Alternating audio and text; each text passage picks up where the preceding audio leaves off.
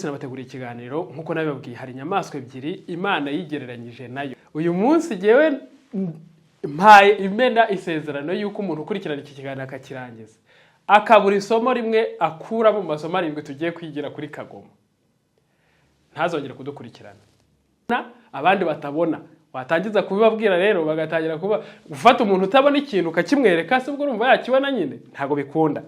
Isomo rya kabiri, Eagle have a vision. Waruzi yuko eagle niyo nyamaswa ifite kureba ikintu kiri muri miles zigera nko kuri 3 miles 3 cyangwa se hagati y'ebyiri n'eshanu cyangwa se 3 muri izo miles cyangwa se mu birometero bigera nko kuri 2 n'ibice 2 kugera ku birometero 8 n'ibice 5 ibireba neza ikintu kiri hasi. Niyo mpamvu ushobora kubona iturutse hejuru ikaza ikagenda igafata ifi wowe uri